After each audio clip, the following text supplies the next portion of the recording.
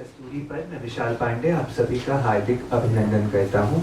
कस्तूरी साहित्य, कला और संस्कृति का मंच है जिसे विविध विश्वविद्यालयों के शोधार्थियों, प्रवक्ताओं और मीडिया बंधुओं द्वारा चलाया जा रहा है। हम अनेक श्रृंखलाएं करते हैं जिसमें कुछ महत्वपूर्ण हैं।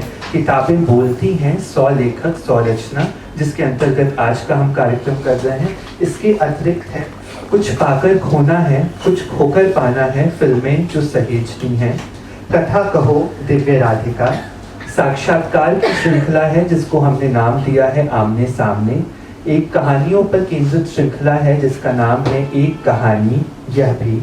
इसके अतिरिक्त हम कर रहे हैं पंडित चंद्रभान दुबे स्मृति छात्रवृत्ति एवं व्याख्यान माला, जिसके अंतर्गत हम हर वर्ष देश के 2 मेधावी छात्राओं को स्कॉलरशिप देते हैं। इसके अतिरिक्त हम करते हैं कस्तूरी कला उत्सव, जो हमारा एनुअल फंक्शन होता है। इन कार्यक्रमों के अलावा संस्था द्वारा समय समय पर काव्य पाठ, आलेख एवं भाषण की प्रतियोगिता भी आयोजित की जाती है। पिछले 2 वर्षों में हमने लगभग 250 से ज़्यादा कार्यक्रम आयोजित किए हैं और 400 विद्वानों को अपने मंच पर सुना है और समृद्ध हुए हैं। इसके साथ ही हम भारतीय शास्त्रीय गायन, लोक गायन, वादन, नृत्य में कथक और भरतनाट्यम तथा भारत के तीर्थ स्थानों पर जाकर वहाँ की कथा कहने का कार्यक्रम करते हैं। अब तक कस्तूरी अयोध्या, काशी, चित्रकूट, उज्जैन, उत्तराखंड और हिमालय के साहित्यिक और आध्यात्मिक रूप को हमारे सामने प्रस्तुत कर चुका है। हमारे सभी कार्यक्रमों को श्रोताओं के बीच में पसंद तो किया जा रहा है, साथ ही समाज का सहयोग भी प्राप्त हो रहा है। हमारा लक्ष्य सुंदर मन के लोगों की एक कड़ी बनाना है जो बहुत मन देकर साहित्य और भारतीय कला और संस्कृति से प्रेम करें। उम्मीद है कि हम सफल होंगे और पूरे वर्ष ढेर सारे बौद्धिक कार्यक्रम के माध्यम से हम समाज को समृद्ध करने का और विद्वानों के साथ मिलकर एक सुंदर दुनिया बनाने में प्रयासरत हैं। आप सभी आज के इस कार्यक्रम में उपस्थित हुए मैं कस्तूरी मंच की ओर से आप सभी का हार्दिक अभिनंदन करता हूं। और जिस श्रृंखला का नाम मैंने सबसे पहले लिया, किताबें बोलती हैं 100 लेखक 100 रचना, उसमें आज 55वीं किताब पर हम बात कर रहे हैं जिसे लिखा है कथाकार डॉक्टर मेधावी जैन ने। कोरोना कथा उड़ना तुझे अकेला है। मैं बहुत बहुत बधाई देता हूँ डॉक्टर मेधावी और बहुत स्वागत करता हूँ मंच पर आपका। मैं हमारी साथी मनीषा से निवेदन करूँगा कि आप हमारी लेखिका को स्वागत चिन्ह देकर सम्मानित करें। मनीषा जैन।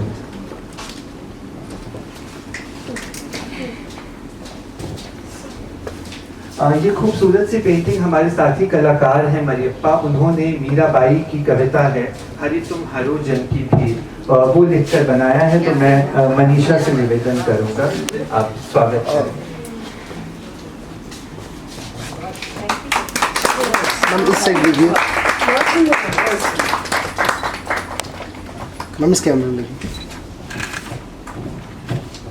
Thank you. और ऐसा कहा जाता है कि ये कविता सबसे अंतिम कविता रही मीरा की और इसके बाद वो श्री कृष्ण की मूर्ति में समाहित हो जाती हैं हरि तुम हरो जन की। अब मैं रोहित कुमार से निवेदन करूंगा कि आज के कार्यक्रम की अध्यक्षता कर रही डॉक्टर अलका सिन्हा जी को स्मृति भेंट कर सम्मानित करें। रोहित कुमार।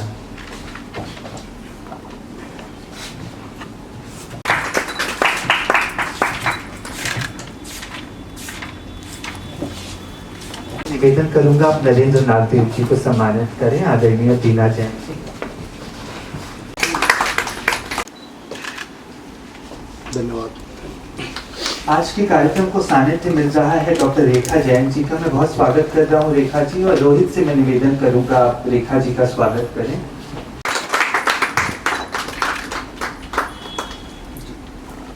समीक्षक मंजीत बराड़ जी हमारे साथ हैं। मैं बहुत बहुत स्वागत कर रहा हूं आपको, और मैं किरण यादव जी से निवेदन करूंगा आप मंजीत जी का स्वागत करें। किरण यादव जी।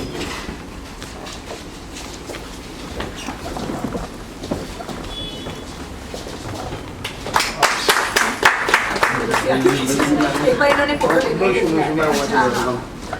नमस्ते। वो इधर आया आपको अगर मैं आ रहा हूँ तो मैं हट जाऊँ। नहीं नहीं अभिषेक, आप नहीं आ रहे। एक मिनट रुकिए।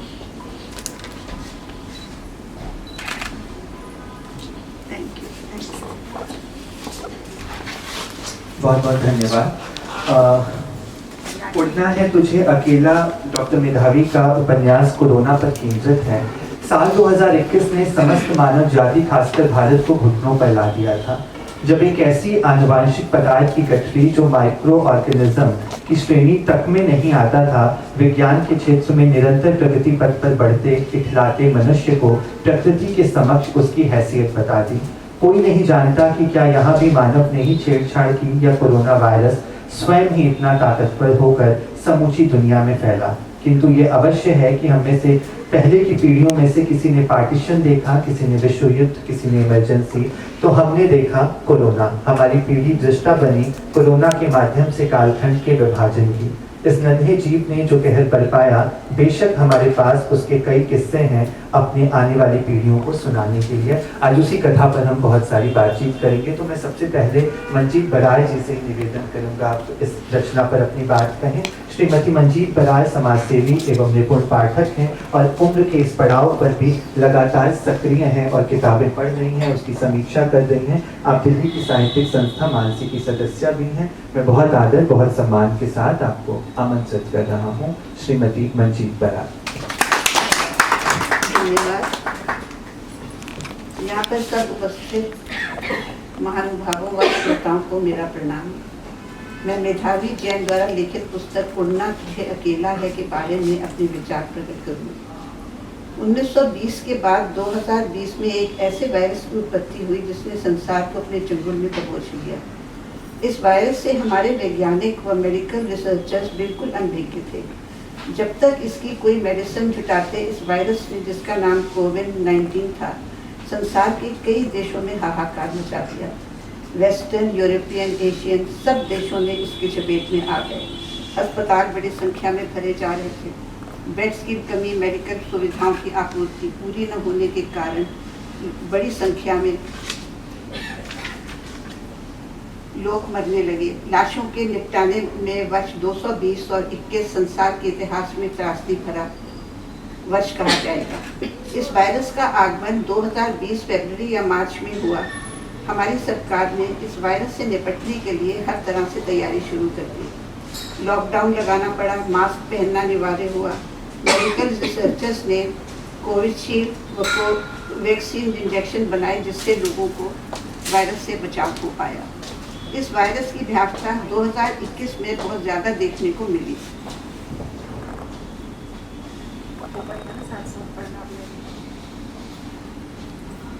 इन्फेक्टेड लोगों की बढ़ती संख्या, मेडिकल सुविधाओं की, ऑक्सीजन, हॉस्पिटल्स में बेड की कमी दर्शा रही थी कि हमारे देश की स्वास्थ्य व्यवस्था कितनी बदतर है। इस समय इस कोरोना ने मेधावी के परिवार पर हमला कर दिया। इस परिवार ने कभी सोचा भी न था कि उसकी पहुंच वहां तक हो सकती है और वह बुजुर्गों को,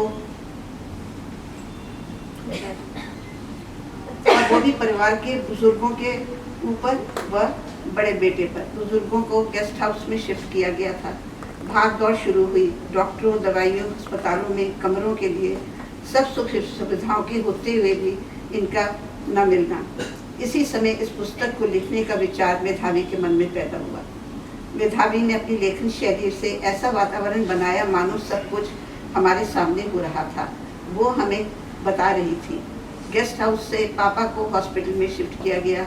मम्मी अकेली गेस्ट हाउस में घबराई, परेशान, कुछ समझ में नहीं आता था क्या करें। चारों तरफ मृत्यु का आतंक, श्रद्धांजलियाँ एवं दुख। मम्मी को घर शिफ्ट किया गया और नर्स का बंदोबस्त कर लिया। कम से कम हम सब आसपास तो होंगे। माता पिता के स्वास्थ्य के लिए दुर्गा सप्तशती का पाठ शुरू किया गया। पापा माता के भक्त हैं, वो हमारी व्यथा अवश्य सुनेंगे, पर कहाँ, जो सोचा नहीं था वही हो गया। पिताजी का कार्डियक अरेस्ट से गुजर जाना। किस प्रकार परिवार ने इस दुख भरे समय में ढाढ़स बांधा और उनको अंतिम विदाई दी। ईश्वर न जाने किसकी इस कठिन समय में कैसी कैसी परीक्षा ले रहे थे। मेधावी के परिवार ने कौन से देवी देवताओं को याद नहीं किया, हमारे कर्मों का लेखा जोखा। ये पुस्तक एक सबके लिए डायरेक्टरी का काम करती है। हर सवाल का जवाब है। किस प्रकार प्रत्येक परिवार के सदस्यों को ड्यूटी बांटी गई। सकारात्मक विचारों से सोचना, हवन पूजा अर्चना करते रहो, सब ठीक होगा, ईश्वर हमारे साथ है। सबसे बड़ी बात जो इस पुस्तक में है वो है परिवार का संगठन, एक दूसरे से प्यार, अच्छी सोच। इतनी कठिनाइयाँ होते हुए भी वातावरण को सहज रखना, माँ को ढाढ़स बढ़ाना, उनके साथ कुछ समय बिताना, पति की हिम्मत बढ़ाना, सब ठीक है और आगे भी सब ठीक होगा। आप घबराते क्यों हो? हमने जो बीज बोए थे उसके फल हम स्वयं ही खाएंगे। धीरे धीरे वो ठीक हो रहे थे। वीडियो कॉल शुरू हुई, गिटार की महफिलें हुई, नॉन कोविड फ्लोर में उनको शिफ्ट किया गया। वहाँ सबका इकट्ठा होना, हंसी मजाक, चलना। देखा जाए तो ये परिवार की कोरोना से जीतने की सकारात्मक लड़ाई की कहानी है। ये कहानी हम सबके लिए एक यादगार और हिम्मत दिलाने वाला पाठ है। जैन परिवार के प्रत्येक सदस्य ने अपने मरीज को बचाने के लिए धर्म कर्म सब जी जान से लगा दिया। इस परिवार के गोल्डन रिट्रीवर डेरेक का भी बहुत हाथ रहा, उसका मेंशन जरूर होना चाहिए। उसने भी अपने तरीके से अपने मनोभाव कई प्रकार कई रूपों में प्रकट किए। अंत में मैं ये कहूँगी कि मेधावी ने अपनी मेहनत, अपनी पूजा पाठ, अपने प्यार, अपने सब के साथ इतना सेवा करी कि इसने अपने पति को अपने पैरों पे खड़ा करके उनको बता दिया कि नहीं, हमने कोई गलत काम नहीं किया है, हमारे साथ ईश्वर है और सब कुछ ठीक होगा। धन्यवाद। किसी भी गलती के लिए क्षमा। ये मेरा पहला और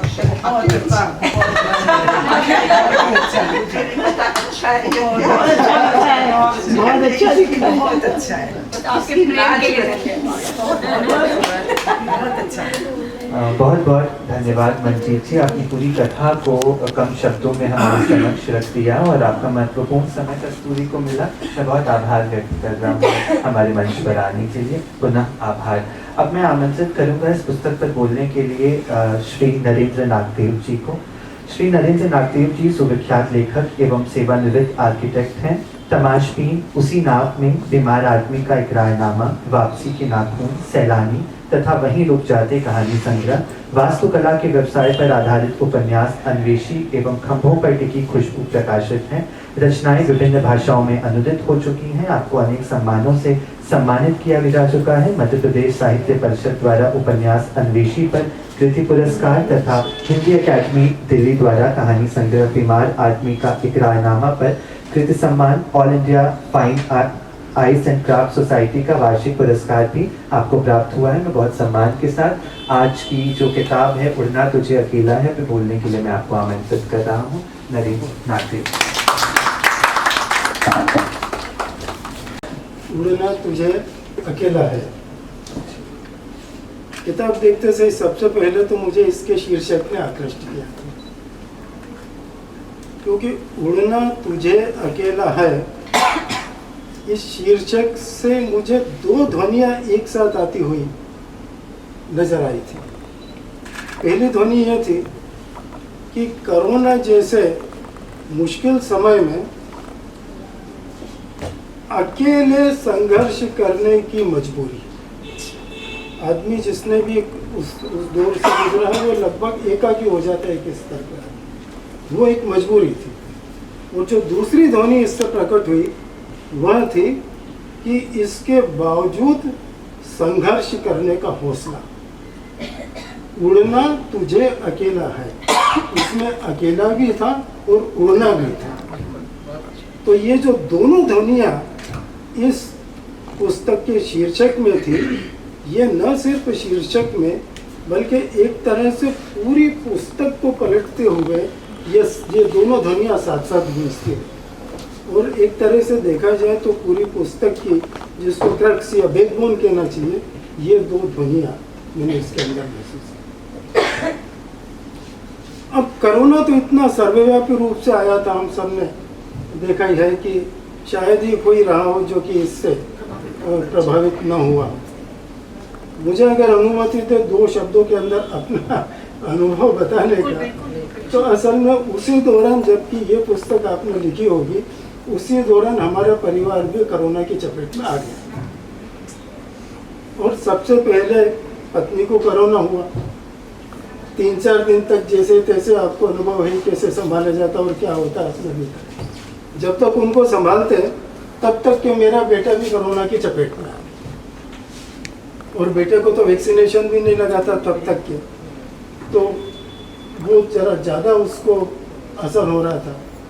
सिम्टम तो मुझे भी सारे थे, पर अच्छा हुआ कि मेरी रिपोर्ट नेगेटिव आ गई, तो मैं ये समझ के बैठ गया कि चलो मुझे नहीं हुआ। लेकिन वो 10 दिन या 12 दिन जो हमने तो अपने आप को आइसोलेट कर लिया था दुनिया से, लेकिन अब वो जैसे भी गुजरे समझ में वो गुजरे। अब ये था कि कोरोना के बारे में अगर मैं आगे बात करना चाहूँ इसी विषय के ऊपर, तो मुझे थोड़ा सा ये उस समय का इतना अजीब सा अनुभव था कि वो कहाँ से शुरू करूँ, ये हमेशा मेरे मन में कंफ्यूजन से क्रिएट रहता है। लेकिन मैं ये कहना चाहता हूँ कि उस समय थोड़ा सा आप मुझे अगर अनुमति दें, मैं कुछ लिख के लाया था मेरे कॉलेज तो गुजरा था और वो काफ़ी सघन अनुभव था। लेकिन लेखक होते हुए भी मैं वो हिम्मत नहीं जुटा पाया कि उसके ऊपर कुछ लिखूं, क्योंकि आप सिन्हा जी जैसे बड़ी लेखिका हैं और हम लोग जब लिखते हैं तो जो घटना हो चुकी होती है एक बार फिर से उसी को पूरी तरह से जीते हैं और तभी हम उसको कागज पर उतार पाते हैं। मेधावी जी ने तो हिम्मत की, लेकिन मुझे हिम्मत नहीं पड़ी थी कि उस दौर को जिसमें से मैं गुजरा हूँ उसको फिर से जीने की कोशिश करूँ, इसलिए मैं तो उस पुस्तक को नहीं लिख पाया। लेकिन मेधावी जी ने जो ये पुस्तक लिखी है, अभी आपने बताया कि ये उपन्यास है, मैं थोड़ा सा इससे डिफर करता हूँ, क्योंकि मुझे लगता है कि ये उपन्यास नहीं है, यह अभी अभी घटी हुई कोई एक बहुत दारुण घटना का सीधा प्रस्तुतिकरण है। और वो सीधा प्रस्तुतिकरण आपने इतना माइन्यूटली किया है, इतना बारीकी से और महीन रूप से किया है कि वो संस्मरण से भी आगे जाकर मुझे जैसे रोज लिखी जा रही डायरी की तरह से। जितना प्रभावित इस पुस्तक ने मुझे किया एक डायरी के रूप में, एक और पुस्तक जिसने मुझे इतना, जो डायरी थी जिसने मुझे ऐसा प्रभावित किया, वो थी डायरी ऑफ एनी फ्रैंक। जरूर आपने नजर में आई होगी। 16 साल की लड़की थी जिसे नाजी सेनाओं ने वो जो कंसंट्रेशन कैंप्स में भेजे जा रहे थे और उनके पीछे पड़े थे, और वो 12-13 साल की लड़की अपने परिवार के साथ एम्स्टर्डम के एक एटिक के अंदर जाकर छिप गई थी। 2 साल तक के वो वहीं पर रही थी, छिपी हुई रही थी। हालांकि उस डायरी के अंदर महायुद्ध का एक पेज पर भी वर्णन नहीं है, युद्ध का कोई वर्णन नहीं है, लेकिन युद्ध का जो आतंक है वो उस 12-13 साल की लड़की की डायरी में इतना उभर कर आया था। मैं इतना प्रभावित था कि बाद में जब मुझे एम्स्टर्डम जाना एक मौका मिला तो मैं ढूंढते ढूंढते उस घर पे गया और उस एटिक में जाके मैं 1 घंटा बैठा उसको महसूस करने के। तो बहुत बड़ी बात है जीना, ये एक लेखक हुई है जी। तो एक वो डायरी थी जो कि मानव निर्मित त्रासदी से पैदा हुई डायरी थी, और एक आपकी डायरी है जो प्रकृति निर्मित जो त्रासदी थी उस डायरी से ही पैदा हुई डायरी। बहुत अच्छी बात।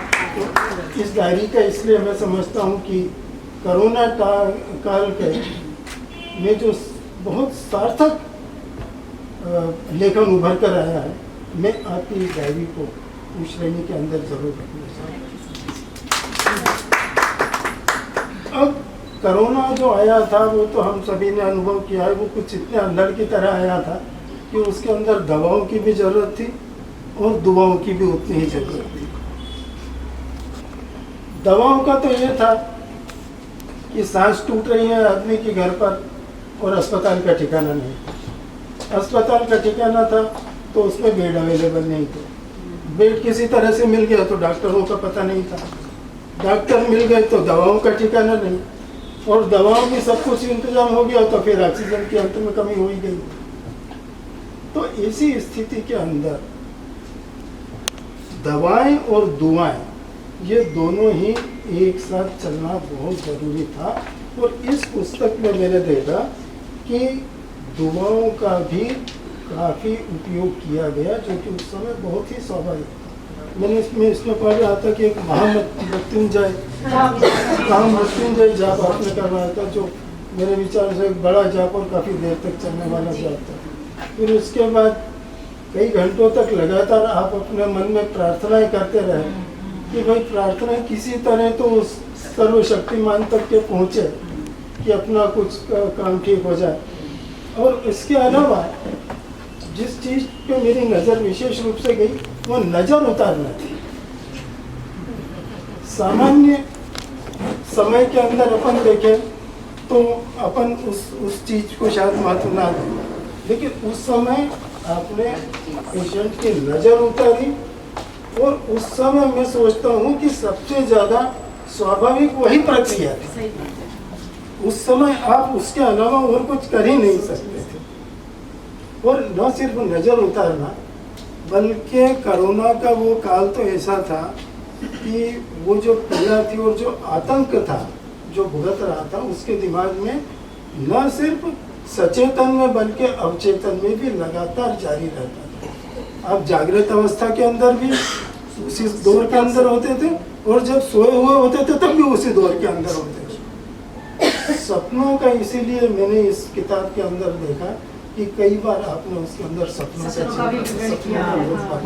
आपने उसके अंदर जिक्र किया। अब एक सपना आपने ये देखा कि कोई आपकी बेटी के रिश्ते को लेकर आया है और उसने हाँ कर दिया, और फिर आपने दिन में उसको डिकोड करके देखा कि यार ये तो बड़ा सकारात्मक सपना है, यानी इससे तो पॉजिटिविटी डेवलप हो रही है। तो उसमें एक आदमी की एक वो बढ़ जाता है कि भाई शायद काम अपना ठीक हो जाएगा। लेकिन फिर अगला सपना क्या दिखता है कि कोई व्यक्ति रेत के अंदर धंसा जा रहा है, फिर आप उसको डिकोड करती हैं और देखती हैं कि ये तो फिर नेगेटिव हो गया मामला, है ना। फिर तीसरे सपना कोई है कि जिसमें ट्रांसजेंडर लोग आपस में कोई विवाह की बात करते हैं, है ना। और उस सपने को देखने पे फिर आपको लगा कि ये सपना भी एक तरह के सकारात्मक दिशा की तरफ चला जा रहा है। लेकिन फिर आगे कोई एक सपना आ जाता है जिसके अंदर एक शव यात्रा गुजर रही होती है, और उसके अंदर तो मोर उस शव यात्रा में, ये बड़ा दिलचस्प लगा मुझे कि मोर उसके अंदर जा रहे हैं और मोर को सफेद कपड़े पहना के उस शव यात्रा के अंदर चला। और इसको डिकोड करने के बाद आपको फिर लगा कि ये तो फिर एक नकारात्मक स्थिति की तरफ बात चली जा रही। तो वो दौर ऐसा था कि जिसके अंदर एक उतार चढ़ाव, आदमी की आशाएं निराशाएं झूलती हुई सी चलती थी, कभी इस छोर के ऊपर और कभी उस छोर के ऊपर। अब ये जो आपने इसके अंदर पूरा जिक्र किया है, ये आपसे से मेरा मतलब यह है कि इस उपन्यास की नरेटर ने जो जिक्र किया है, उसमें उन्होंने जो मुख्य रूप से जो चर्चा की है वो उनके पति के बीमार पड़ने, कोरोना की चपेट में आ जाने के कारण थी। और मैं समझता हूँ कि वो बहुत ज़्यादा सघन इसलिए हो गई, बहुत ज़्यादा पीड़ादायी इसलिए हो गई, चिंताजनक इसलिए हो गई कि वो उस परिवार में उसके तत्काल पहले घटी हुई एक बड़ी दुर्घटना के सीधे बाद में आ गई थी। तो उस दौरान आपने उस नरेटर ने जो कुछ लिखा है, उसके पीछे बैकग्राउंड के अंदर एक इमीडिएट पास्ट के अंदर घटी हुई दुर्घटना का एक बहुत बड़ा उसके अंदर हाथ था। लेकिन उसके बावजूद मैं हमेशा इस किताब को पढ़ते हुए, क्योंकि वो ट्रेजेडी की बातें तो इसमें बहुत सूक्ष्म और बहुत माइन्यूट ढंग से लिखी हुई है, मैं कोशिश कर रहा था कि उसके बीच बीच में कुछ सकारात्मक चीज़ें मिल जाए मुझे, क्योंकि वो बहुत ज़रूरी होती है इस तरह के सिचुएशंस के अंदर। और वो सकारात्मक चीज़ें मुझे मिली इस तरह से कि वो अपने बीमार पति को इस तरह के वीडियोस दिखा रही है कि जिससे वो पति उसको देख के और उनके अंदर जिंदा रहने की इच्छा जागृत हो, या फिर उनको ऑडियो ऐसे बताए जा रहे हैं कि उनके पसंद के कुछ भजन हो या प्रार्थना के वीडियोस दिखाए, ऑडियो सुनाए जा रहे हैं उनको। घर के बच्चे वायलिन के ऊपर उनको वो धुन गाकर सुना रहे हैं कि जिससे उनके अंदर जिंदा रहने की इच्छा प्रबल होती चली जाए। और उसके बाद में वो नरेटर ने तो उनको कहा है कि मैं लड़ूंगी, भागूंगी नहीं। उस वाले दौर के अंदर ये कह देना, मैं समझता हूँ कि ये बहुत बड़ी बात थी। और वो उदाहरण देती है बाइसन नाम के एक पशु का, बाइसन नाम के एक पशु का, कि वो दूसरे पशुओं की तरह विपत्ति आती देखकर भाग खड़ा नहीं होता है, वो सामना करता है। सामने से अगर बर्फ का तूफान आ रहा होता है तो वो बाइसन तूफान की तरफ मुंह करके खड़ा होता है और उस तूफान के भीतर से गुजर के निकलता है। ये जो चीज़ें उस पुस्तक के अंदर लिखी हुई है, मैं समझता हूँ कि उस बहुत ही दर्दनाक हादसे के अंदर ये बहुत महत्वपूर्ण चीज़ें हैं जो कि उस नरेटर ने पिकअप। माधवी जी की अन्य, मेधावी जी की अन्य रचनाएं जो मैंने कुछ देखी थी, वो भी रचनाएं लगातार एक तरह की पॉजिटिविटी की ओर ही इंगित करती है। छोटी छोटी कहानियाँ हैं जिनको की विचार कहानियाँ वो लिखती है। वो विचार दरअसल अपने आप को पा लेने की प्रक्रिया है, अपने आप को एक सुखमय जीवन की तरफ बढ़ाने की प्रक्रिया है। उसके अंदर आध्यात्म का, धार्मिक शिक्षाओं का सहारा लेकर चेतनाओं को उलटने पलटने का, उनका विश्लेषण करने की वो सारी प्रक्रिया है। तो ये पॉजिटिविटी लगातार इस उपन्यास के अंदर भी तमाम दुर्घटनाओं के बावजूद ये नज़र आती है। और मुख्य रूप से इसके अंदर आपने जिस चीज़ पर ज़्यादा जोर दिया है वो कर्म का सिद्धांत, जैन धर्म के अंदर का जो कर्म का सिद्धांत होगा वो है। और उस किताब के अंदर ये बहुत स्पष्ट रूप से, शायद अंग्रेजी में जो लिखा है उसमें लिखा भी हुआ है कि कोरोना के जैसी विपत्ति जब आती है तो उसका सामना कर्म के सिद्धांत के द्वारा ही किया जा सकता है। और उस सिद्धांत को न सिर्फ आपने सोच विचार में उतारा, बल्कि कर्म में भी उतारा है। ये मैं उस किताब को पढ़ते हुए चैप्टर बाय चैप्टर महसूस कर रहा हूँ। उस कर्म के जो दूसरे फाइनल एस्पेक्ट्स हैं, जैसे व्यक्तिगत कर्म या सामाजिक कर्म या निमित्त या उपादान, ये सब चीज़ों का आपने उसमें अपने आप में जीते हुए, और ये जो दुर्घटनाएं थी कोरोना से संबंधित, इससे आपने उनको दौड़ पाने की कोशिश की। और अंत में मैं एक अंग्रेजी कविता की कुछ 5-6 पंक्तियाँ आपने उसके अंदर लिखी है, जिसके अंदर एक पंक्ति है कि जीवन जो है वो जन्म और मृत्यु की सीमाओं में नहीं बनता, वो उसके परे भी चला जाता है। और शरीर देह से मुक्त होने के बाद भी आत्मा जो है वो अनंत की तरफ चलती यात्रा में चली जाती है। मैं समझता हूँ कि हमारे जीवन में जो हमारे धर्मों के अंदर, पौराणिक धर्मों से जो पॉजिटिव शिक्षाएं हमने पाई है, इस तरह की पॉजिटिव शिक्षाएं, ये वो शिक्षाएं हैं जो हमें कोरोना की जैसी महामारी से अंततः जूझ कर और सफल होकर उसमें से निकलने में मदद करती है। बहुत हुए हैं और आपने हर बिंदु पर बहुत ही गंभीरता से बात रखी और बहुत सारे पन्ने इसके खोले। मैं बहुत आभार व्यक्त कर रहा हूँ आपका नरेंद्र जी। इस कार्यक्रम को सानिध्य मिला है डॉक्टर रेखा जैन जी का। मैं रेखा जी आपका स्वागत करता हूँ और आपसे निवेदन करूँगा कि जो परतें रह गई हैं इस किताब की वो आप खोलेंगी। डॉक्टर रेखा जैन जी दिल्ली विश्वविद्यालय में अर्थशास्त्र की प्रोफेसर रही हैं। आप उत्साही पाठक और समीक्षक हैं और दिल्ली की साहित्यिक संस्था अभिव्यक्ति की सदस्य भी हैं। मैं बहुत स्वागत कर रहा हूँ रेखा जैन जी आपका। मैं क्या करूं? आपने जो लिखा था, जो कविता लिखी थी, वो नहीं, लिखने को तो बहुत गदा है, लेकिन सवाल लिखने का नहीं है। सवाल एक्चुअली जो मेरा यहाँ पे लिखने का ढंग है वो थोड़ा फर्क है, क्योंकि मैंने मैं मेधावी को जानती हूँ, पर मैं मेधावी को मेधावी से जानती हूँ, मैं इस किताब से नहीं जानती, ऐसा मैंने माना है। तो मैं यहाँ रचना को रचनाकार से मुक्त रखना चाहती हूँ।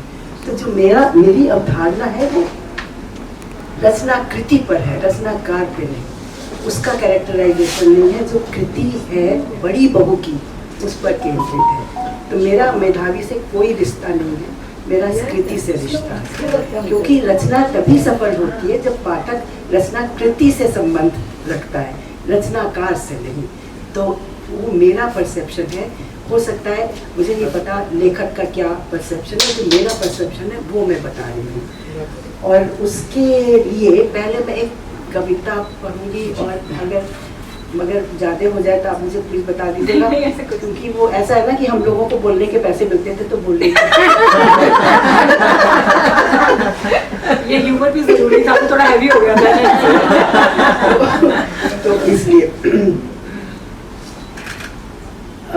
जीवन व्यक्ति का परिवार का, जीवन व्यक्ति का परिवार का झंझावातों के बीच जब आ खड़ा होता है, तब नदी की बाढ़ की तरह सब कुछ नष्ट करने पर तुला होता है।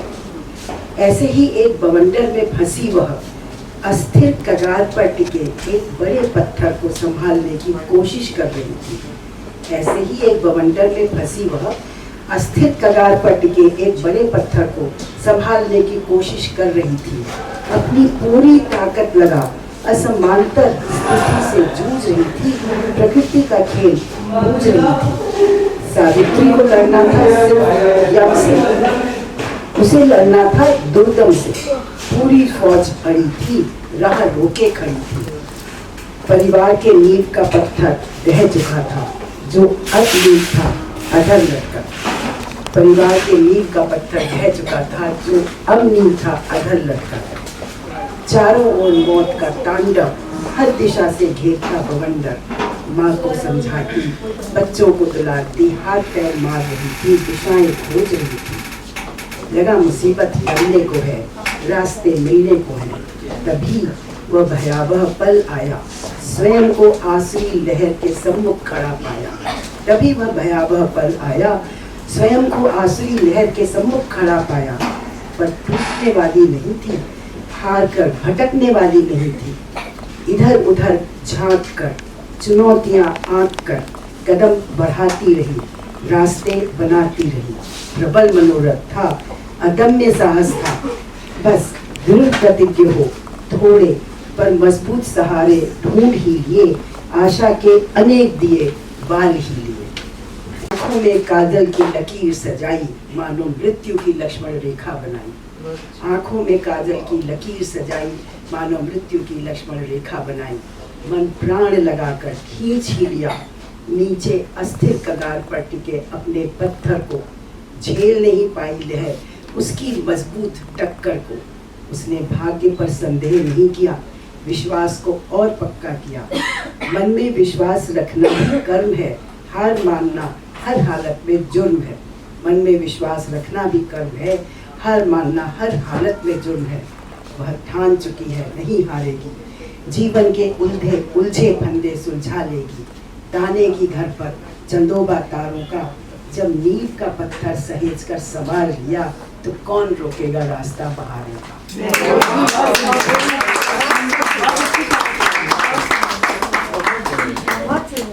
मैं जो मैंने लिखा है, मैं उसको शायद बोल के याद नहीं रख सकती थी, तो नहीं फिर से आपको तो मैंने लिख लिया है, ठीक है। उड़ना तुझे अकेला है पुस्तक कोरोना के दौर से गुजरते, अब ये मेधावी से संबंधित नहीं, मेधावी लेखिका है और ये बड़ी बहू की कहानी है।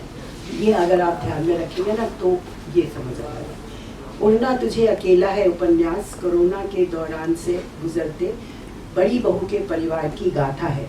लेखिका ने बड़ी बहू के दर्द, कष्ट और गहन पीड़ा की चुभन का वर्णन मानो आंसुओं की कलम से लिखा है। इतना सजीव वर्णन है कि दृश्य आंखों के आगे तैरने लगते हैं। पाठक बड़ी बहू की पीड़ा से द्रवित हो उठते हैं, उसके दर्द की ऐंठन अपने अंदर महसूस करने लगते हैं, परंतु वे उसकी पीड़ा केवल अप्रत्यक्ष रूप से ही भोग सकते हैं। प्रत्यक्ष पीड़ा तो बड़ी बहू भोग रही है। खुद अपनी पीड़ा, दर्द और भय आदि का अनुभव करने में और किसी और के द्वारा उसकी पीड़ा की अभिव्यक्ति को पढ़ने में अंतर होता है।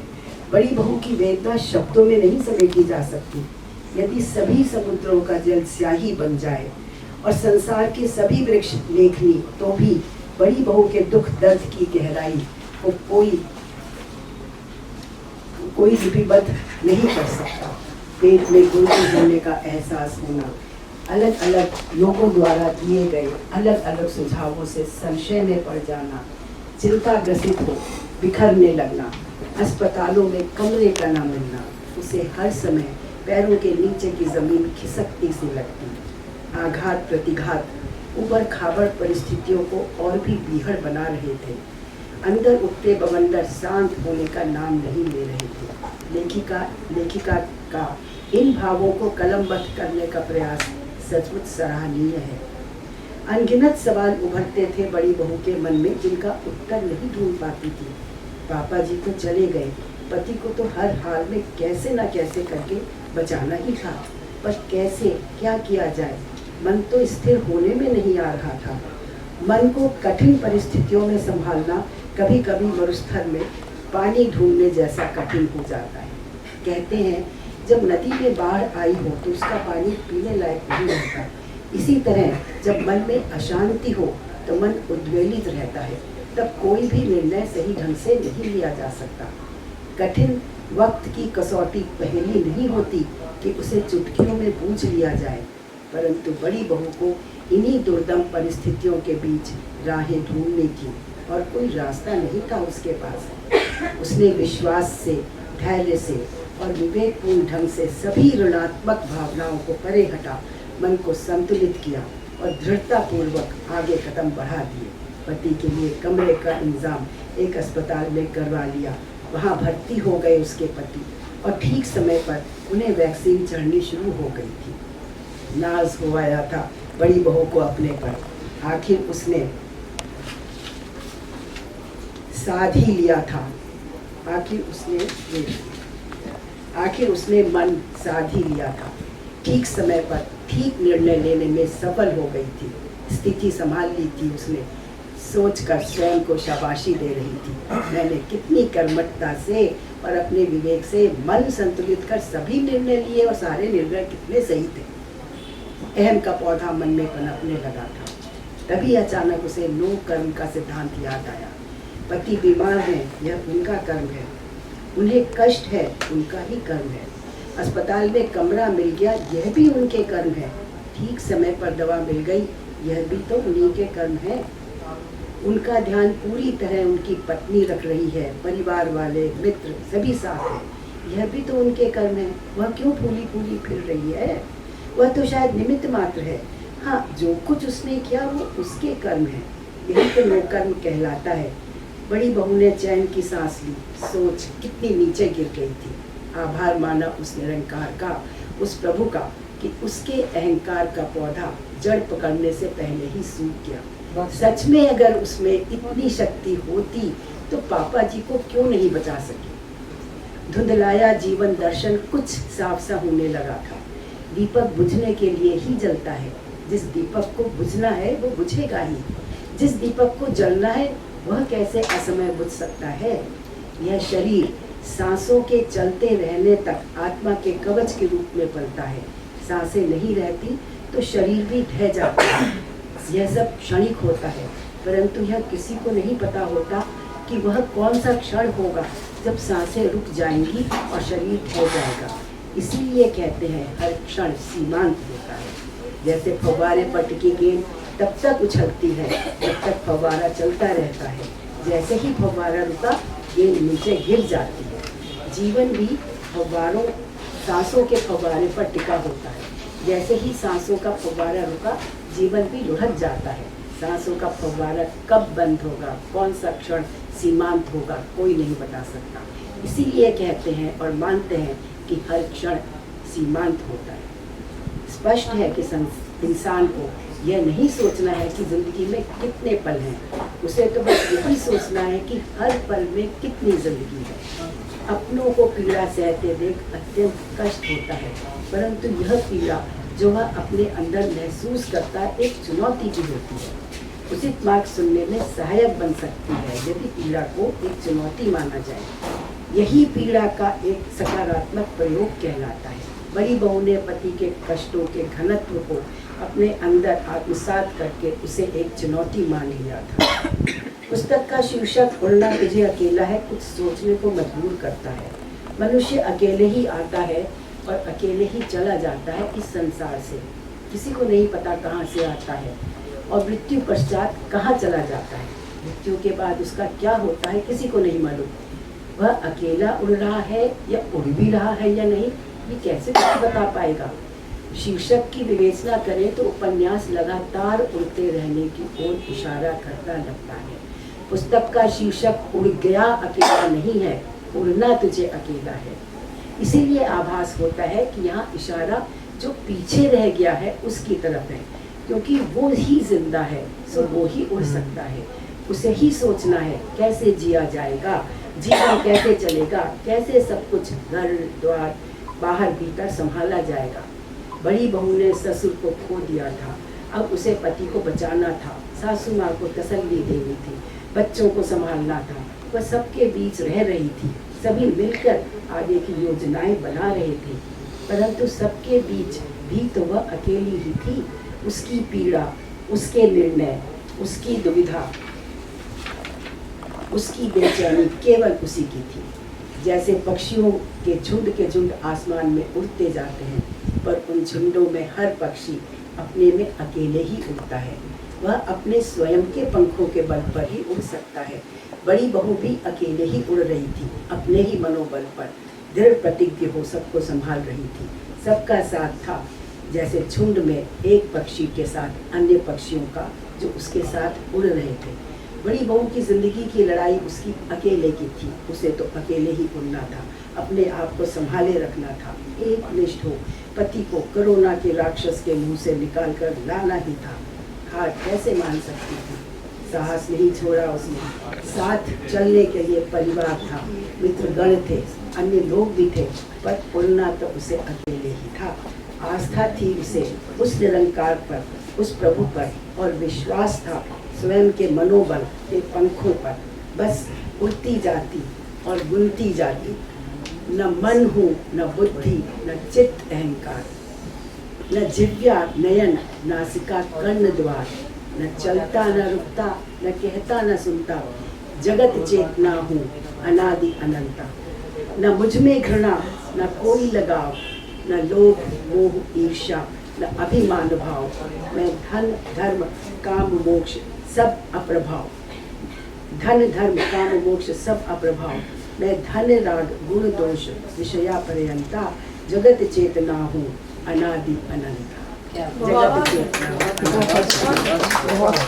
ये आपने बहुत गंभीरता से इस कथा से कई कथाएं जोड़ते हुए, और इसको पढ़ते हुए तो मुझे लग भी रहा था कि सिर्फ मेधावी जैन की कथा नहीं है, ये न जाने कितने घरों की कथा है, देश के कई सारे घरों की कथा है। और उसी तरह आपने इसकी समीक्षा भी की। बहुत बहुत आभार एक बार फिर से रेखा जी आपका। अब मैं इस रचना पर बोलने के लिए इस रचनाकार को ही आमंत्रित करूंगा। आप इसकी रचना प्रक्रिया पर थोड़ी बातें हमसे कहेंगी। डॉक्टर मेधावी जैन हिंदी एवं अंग्रेजी की लेखिका हैं। अब तक आपके 5 काव्य संग्रह, 4 विचार कथा संग्रह तथा 1 लघु उपन्यास उड़ना तुझे अकेला है प्रकाशित हुआ है। साथ ही जैन दर्शन पर आपने पीएचडी की है और अब तक कई रिसर्च पेपर नेशनल और इंटरनेशनल रिसर्च जर्नल में प्रकाशित हो चुके हैं। आपका यूट्यूब चैनल है डॉक्टर एमजे टॉक, जिस पर आप विभिन्न विषयों पर बात करती हैं। पिछले लगभग 10 वर्षों से दिल्ली की 30 वर्षीय साहित्यिक संस्था अभिव्यक्ति में सचिव की भूमिका निभा रही हैं। मैं स्वागत कर रहा हूँ आपका डॉक्टर मिताली जैन। पहले तो मैं बहुत बहुत सबको धन्यवाद देना चाहती हूँ और आज मुझे लग रहा है कि मुझसे वाकई सब लोग कितना प्यार करते हैं जो मेरे कहने पर आ गए, क्योंकि पुस्तक चर्चा पर आना लगता है कि सब बहुत प्यार करते हैं दिखाने के लिए, बट जब बुलाते हैं तो कितने लोग प्रेजेंट हुए उसमें मैटर करता है बहुत ज़्यादा। मंजीत आंटी को मैंने बुलाया, आंटी आपको बहुत बहुत शुक्रिया और आपने बहुत दिल से, आपका प्रेम ही है कि आप आए इतनी दूर, कहाँ आप रहते हो, बहुत दूर से आए, बहुत बहुत धन्यवाद। और आपने बहुत अच्छी समीक्षा की और नागदेव जी से भी कई सालों से परिचय है। आपका धन्यवाद इसलिए क्योंकि एक लेखक, एक बहुत वरिष्ठ, सबसे वरिष्ठ लेखक है, मैं तो बच्ची हूँ यहाँ पर आप सभी के सामने, और आपने जो एक अलग पर्सपेक्टिव से देखा, क्योंकि जब लेखक देखते हैं तो हम शायद लिखने वाले की भी पहुँच वहाँ तक नहीं है जहाँ आपकी पहुँच है, क्योंकि आपको ना केवल लेखनी का अनुभव है, जीवन का अनुभव भी है। तो आपने उस दृष्टिकोण से एक नया पर्सपेक्टिव दिया बुक को, जो मेरे लिए बहुत सौभाग्य की बात है। उसके लिए बहुत बहुत आभार एवं धन्यवाद। और रेखा आंटी का तो मैं क्या बोलूँ, मैं हैरान हूँ। जब उन्होंने ये कविता लिखी थी बुक पढ़ने के बाद, समीक्षा तो आज लिखी है, तो इन्होंने मुझे वो फ़ोन पर सुनाई थी कि मिताली ये जो कविता लिखी है मैं सुना रही हूँ, एंड आई गॉट टीयरी आई, मैं रोने लग गई थी उस टाइम पे, क्योंकि वो बहुत ताज़े थे मेरे काम पुस्तक लिखने के बाद से। तो उसके बाद ये पुस्तक जो एक समीक्षा थी आपकी, उसमें छपी भी थी, ये जो कविता थी छपी भी थी, और अपने ऊपर एक तरह से वो भी हो आया था दोबारा से गर्व की नहीं, अरे मैं इस लायक भी हूँ क्या, अरे उन्होंने मुझे नायिका बना दिया। तो और आज जो आपने आगे की समीक्षा लिखी है बहुत ही बढ़िया, बहुत बहुत बढ़िया, थैंक यू सो मच। मतलब शब्द नहीं है, मैं यही कहूँगी कि शब्द नहीं है मेरे पास। अलका सिन्हा जी को सुनना बाकी है, बहुत बहुत धन्यवाद आपका आने के लिए। रचना प्रक्रिया की मैं यही बात कहूँगी कि एक तो स्व को खोजने के लिए मेरा लेखन है, और स्व को खोजने के माध्यम से यदि मैं किसी अन्य को दिशा दिखा पाऊँ अपनी दिशा ढूंढने के दौरान, तो उसमें मैं अपना बहुत बड़ा जीवन का मकसद मानती हूँ। मेरा सारा लेखन जो अभी तक हजारों कविताएं लिखी हैं या कुछ भी विचार कथाएं हुई हैं, मुझे मेरे पाठकों से यही फीडबैक मिलता है कि कोई डिप्रेशन में था, वो बेड साइड करके सोते थे कि तो जाकर पढ़ ली स्टोरीज तो उनको नींद आ जाती थी अच्छी, ऐसे फीडबैक्स मिले हैं मुझे। कि कोई डिप्रेशन से उबरने में किसी को हेल्प की, किसी के यहाँ किसी की डेथ हो गई थी, तो वो कहते हैं कि हम बड़े साहित्य में नहीं उलझ सकते, छोटी छोटी आपकी कहानियां वो हम पढ़ के हमें कहीं ना कहीं कुछ एक पॉजिटिव पॉइंट मिल जाता है। तो ठीक है, एक लेखक को अगर ऐसी भी एक कमेंट मिल गया, फेयर इनफ, मुझे लगता है लिखना हमारा सफल हो जाता है। और अगेन सबसे पहले हम अपने लिए लिखते हैं। इस पुस्तक को लिखा जाना इसलिए जरूरी था कि उस दौरान जो भी मैंने महसूस किया था, जो झंझावात अंदर उभर रहे थे, वो यही थे कि लेखिका होने के नाते उस दुख से निजात कैसे पाऊँ मैं। और वो उससे बढ़िया कोई तरीका नहीं था कि लिखो और पार पाओ। मतलब आप सोचेंगे कि इस पुस्तक को लिखने के बाद पब्लिश हुई, मैंने आज तक खोलकर भी नहीं देखा, क्योंकि मेरे लिए वो चैप्टर क्लोज हो गया। अगर नहीं लिखा होता तो शायद वो चैप्टर चल रहा होता मेरे साथ। मेरे लिए वो चैप्टर बिल्कुल क्लोज है। आज मैंने उठाकर उसको खोला है, मुझे ऐसा लग रहा था मैं किसी थर्ड पर्सन की लाइफ स्टोरी पढ़ रही हूँ, क्योंकि मेरा उसमें कोई लगाव नहीं है इस टाइम। ठीक है, वो आज भी वो लम्हा याद आते हैं कि मेरी जिंदगी के अब तक के सबसे वर्स्ट वो थे, लेकिन फिर भी उसके बाद भी ये लगा कि इसको लिखा जाना जरूरी था। और तभी लिखा जाना जरूरी था जब एटलीस्ट मुझे पता हो कि मेरे हस्बैंड अब सेफ हैं, घर आ चुके हैं, उनको ऑक्सीजन लगी होती थी। ऐसा है कि अगर आप लोगों ने, कुछ लोगों ने मेरा घर देखा है कि ये बेडरूम है, बीच में कॉरिडोर है और इधर फिर स्टडी है मेरी, तो मेरे हस्बैंड वहाँ पर बैठे होते थे अपना ऑक्सीजन लगाकर, और मैं यहाँ पर बुक पर काम कर रही होती थी। यही एक लम्हा था कि जब मैं उसको लिख सकती थी, क्योंकि बाद में मेरे लिए वो चीज़ जो बीत गई, वो तो वो कहते हैं ना, बीत गई सो बात गई, वो वाली बात हो जाती। हालांकि एक पॉजिटिव ऑनलुकर होने के पॉइंट ऑफ व्यू से मुझे लगता है कि मैंने एक बार लिखा भी था अपनी किसी पोइट्री में या किताब में कि लेखनी हमेशा दुख पर ही क्यों बेस्ड होती है। भाई क्यों हम लेखक क्या इतने निराशावादी होते हैं कि क्यों वो दुख पर ही लिखते हैं। बट तब तक मुझे जीवन के इतने अनुभव नहीं थे। अब मैं देख रही हूँ कि धीरे धीरे जैसे जैसे उम्र बड़ी हो रही है, अलग अलग तरह के अनुभव हो रहे हैं, तो हम देख पाते हैं कि सुख पर कोई क्यों लिखेगा। अगर सुख है तो सब कुछ अच्छा चल ही रहा है, उसमें क्या रुचि है किसी को, क्यों लिखे कोई।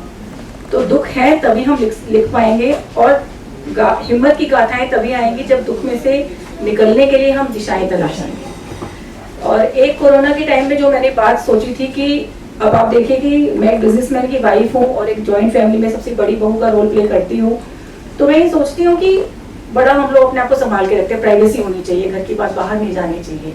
ये जो मैंने कोरोना के टाइम पे देखा था ना कि जग जाहिर था, कोई छुपाना ही नहीं है ना किसी से कि ठीक है भैया हस्बैंड की ऑक्सीजन चल रही है 25 लीटर पर, और आपको बता रही हूँ मैं, आप चाहे न्यूज में छाप दो, किसी को भी बता दो, कोई परवाह नहीं, क्योंकि इस टाइम पर सब चीजें जग जाहिर है, हमारी पर्सनल लाइफ सबके सामने खुली हुई है, कोई पर्दा नहीं है, क्योंकि पता नहीं कितने करोड़ों लोग उस टाइम पर एक ही बोट पर सवार थे। इसीलिए मैंने चुना कि इसमें किरदारों को नाम ना दिया जाए, और मैंने शायद अपनी भूमिका में लिखी भी है ये बात कि मैं नहीं चाहती, क्योंकि बहुत सारे लोग हैं, ऐसा नहीं कि मैंने कोई हिम्मत दिखाई है, हम तो बहुत खुशकिस्मत थे। यहाँ पे ये था कि एक परिवार के 8 सदस्य थे, 8 चले गए, एक परिवार के 3 बेटे थे, 3 चले गए, मतलब सभी ने देखे, जैसे पत्ते झड़ते हैं ना, पतझड़ के मौसम में ऐसे लोग गिर रहे थे, सबने वो दौर देखा है, तो हम सब उसके साक्षी हुए हैं। इस दौरान फिर मैंने ये भी देखा कि ये हमारे कलेक्टिव कर्मा है, तो इंडिविजुअल कर्मा को हम सुधार सकते हैं उस भीड़ के दौरान, जब भीड़ की भीड़ बह रही है, लोग मर भी रहे हैं, तो मेरी इंडिविजुअल यात्रा को मैं कैसे डील करती हूँ ये मेरे हाथ में है। और यहीं पर जो हमारे भारतीय दर्शन है, जो चाहे वो वेद हो या जैन दर्शन हो या बौद्ध दर्शन हो, वो इंडिविजुअल यात्रा की ओर इंगित करते हैं कि इंडिविजुअल यात्रा को हम हर परिस्थिति में, इवन कितनी भी बुरी परिस्थितियां हो, चाहे किस भी दिशा में सब जा रहे हो, आप अपनी यात्रा की जिम्मेदारी ले सकते हो और किसी की नहीं ले सकते, तो वो मैंने इसमें लिखने की कोशिश की। तो प्राइवेसी तो खत्म ही थी और ठीक है, और सबको पता था, मेरे हस्बैंड को भी पता था कि भाई ठीक है, सबको पता है सब बातें, विच इज फाइन, कि अब क्योंकि कुछ है ही नहीं ना छुपाने के लिए, क्या है जो है वो सब सामने है। और एक बात ये थी कि इस दौरान मैंने एक रिसर्च पेपर भी लिखा था, जो मैंने अपने कलेक्टिव और इंडिविजुअल कर्मा के उसमें, आई थिंक इसमें पीछे है, इसमें है क्या है ना, इंग्लिश में है, क्योंकि मेरी जो रिसर्च है वो मैं इंग्लिश में ही करती हूँ। उसी दौरान एग्जैक्टली अगस्त में वो पब्लिश हुआ था, और उसमें लिखा भी है कि जो स्कॉलर है उनके हस्बैंड इस टाइम तक ऑक्सीजन सपोर्ट पर हैं, तो अब मेरे हस्बैंड ठीक है ऑब्वियसली। और जब मैंने इस पुस्तक को लिखा तो वही होता है ना कि चिंतन, जब दुख आएगा तब चिंतन नहीं हुआ तो कब हुआ। अगर हम दार्शनिक अपने आप को कहते हैं और तब दुख आया तब हमने चिंतन नहीं किया, वही परीक्षा होती है। एक होता है ना, हमने शास्त्र पढ़ लिए, ग्रंथ पढ़ लिए, लेकिन अगर दुख आने पर उसके टेस्ट में अगर हम फेल हो गए तो वो शास्त्र का ग्रंथ सब बेकार है, सब बेकार है। सबसे पहले अपने ऊपर अप्लाई होता है, फिर हम कहीं और उसको कह सकते हैं कि हाँ अब मैंने इसको झेल कर टेस्ट कर लिया है कि जो आचार्य ने वो बात कही थी या जो उस ग्रंथ में वो बात लिखी थी, अब मेरे द्वारा ट्राइड एंड टेस्टेड है और मैं स्टैंप लगा रही हूँ कि ये बात सच्ची है। तो ये मैंने इसमें बहुत कोशिश की कि इस तरह का लिखूं। मेरी मदर इन लॉ को मैं आज ला सकती थी, यू वोंट बिलीव कि मैंने उनको आज तक ये किताब पढ़वाई नहीं, क्योंकि उनको मैंने कहा ये किताब मैं आपको दूंगी भी नहीं, और अभी तो नहीं, अभी वो फिर भी समझ गई, आप कह रही थी कि मैं पढ़ूंगी एक दिन। उनको पढ़ा, इस बुक का फीडबैक उनको समाज के कई लोगों से भी मिला, बट तब तक तो वो इतने दर्द में थी कि उनको मैंने कहा मैं ही नहीं दूंगी, आप क्या पढ़ोगे, मैं नहीं दूंगी, नहीं तो मैं आज उनको शायद लेकर आती, बट क्योंकि उनके जीवन की बहुत इसमें कहानी है, मैं वो नहीं चाहती थी कि वो पढ़ें। और जब मैंने इसका ड्राफ्ट तैयार किया तो मेरे हस्बैंड तब घर पर ही रिकवर कर रहे थे, ऑक्सीजन रात को लगाकर सोते थे, उनको मैंने ये ड्राफ्ट दिया। तो क्योंकि वो हम सबकी कहानी थी, मेरी बेटी यहाँ बैठी है जो गिटार बजाती थी उस दौरान, तो उनको जब दी तो वो तो बहुत ज़्यादा रोने लग गए, बहुत ज़्यादा, मतलब उनको मैंने ऐसे रोते हुए नहीं देखा। लेकिन कोरोना ने सब तरह की परीक्षाएं ली, सारे रीति रिवाज बदल दिए, क्या खाना ना बनना, तवा ना चढ़ना, चाय ना बनना, सब कुछ इसमें लिखा ही है, आप लोगों ने पढ़ा है। तो मेरे हस्बैंड तो आधी ड्राफ्ट पढ़ के वो तो रोते हुए बाहर आ गए कि मेरे से नहीं पढ़ी जा रही, क्योंकि वो हमारी लाइफ की कहानी है, तो वो बिल्कुल ही रिलेट कर पा रहे थे। लेकिन जब पढ़ने के बाद पुस्तक गई और लोगों के पास, बीना जैन आंटी जो है मानसी की आप मिले हैं, उनका फोन आया कि मेधावी तूने क्या लिखा है भैया, मैं तो रोती ही जा रही हूँ। मैंने कहा आंटी देख लो, मैं ही हूँ जो बड़ी पॉजिटिव अपने आप को समझती हूँ, लेकिन लिखा दुखी है, क्योंकि दुख था तो उसी को ही लिखना था, क्या करें। बस यही है कि उसमें से भी कहीं ना कहीं एक आशा की किरण तलाशनी है, और प्लस एक स्त्री होने के नाते जो मैंने उस टाइम महसूस किया वो बहुत ज़्यादा, कि एक जो स्त्री की जो देवी शक्ति है ना हमारे सबके अंदर, और मैं अब शीतला मंदिर हम लोग हर महीने विजिट करते हैं, गुड़गांव के पास ही रहते हैं, तो या अब मैं माता के मंदिर जाती हूँ पहले, अब एक लगता है कि वो शक्ति जो नारी शक्ति है उस रूप का सम्मान करना है जो वहाँ भी विद्यमान है और मेरे अंदर भी विद्यमान है, और ना सिर्फ मेरे अंदर विद्यमान है, मेरे आसपास जितनी महिलाएं हैं जिनके साथ मेरा इनकाउंटर होता है, चाहे उनके साथ मेरी पड़ती है नहीं पड़ती, वे मुझे पसंद है या नहीं है, लेकिन वो क्वालिटी उन सभी के अंदर है, और मुझे उस स्त्री शक्ति का सम्मान करना है। और इस दौरान मैंने फिर ये भी समझा कि दुर्गा स्तुति का पाठ मैं जब मैं प्रेग्नेंट थी बेटे के टाइम पे तब पूरे टाइम करती थी, और जब मैंने इसमें किया मैंने लिखा है कि जब आप ज्ञानी हो जाते हो तो वो चीज़ें अलग तरह से खुलती हैं आपके सामने, कि जो स्त्री शक्ति है वो ये है कि जो बीमारियां हैं वो सारी फीमेल फॉर्म में है, जो क्रिएशन है और जो डिस्ट्रक्शन है वो सब देवियों के नाम है। तो उसमें जो दुर्गा सप्तशती का पाठ अगर आप लोगों ने पढ़ा उसमें एग्जैक्टली यही है। तो जब एक ज्ञान का एक लेवल ऐसा आता है तो वो हमारे लिए सिर्फ शब्द नहीं रह जाते, अर्थ दर अर्थ उनका जो विराट रूप है वो खुलता है, और तब हम देखते हैं कि दुर्गा, चंडी, काली और जो वो रूप है वो कौन से रूप है। तो यही मेरे को लगता है कहना था, मुझे लगता है कुछ रहा नहीं है अभी मन में हो सकता है कुछ रह गया और बातें थी। तो थैंक यू सो मच मुझे बुलाने के लिए। और शक्ति उनको जब तक आशीष नहीं देती हैं तब तक वो युद्ध जो है वो जीतते नहीं हैं। होगी जय हे पुरुषोत्तम नवीन, और यहीं पर अंत हो जाती है वो पूरा महाकाव्य। बहुत बहुत आभार एक बार फिर से आपका, इस रचना के लिए भी बधाई, और आपने बहुत महत्वपूर्ण वक्त दिया इस हमारे मंच को, मैं आभार व्यक्त करता हूँ। मैं अध्यक्षीय वक्तव्य से पहले चाहूँगा जो हमारे बुद्धिजीवी श्रोता यहाँ बैठे हैं वो इस रचना के बारे में मेधावी जी के बारे में उनका जो लेखकी वक्तव्य है, व्यक्तित्व है, उसके बारे में जो कुछ कहना चाहें मैं स्वागत करूंगा। उसके लिए आपके लिए क्या बात है, सरप्राइज। जी सबसे पहले तो बहुत धन्यवाद। हाँ थैंक यू।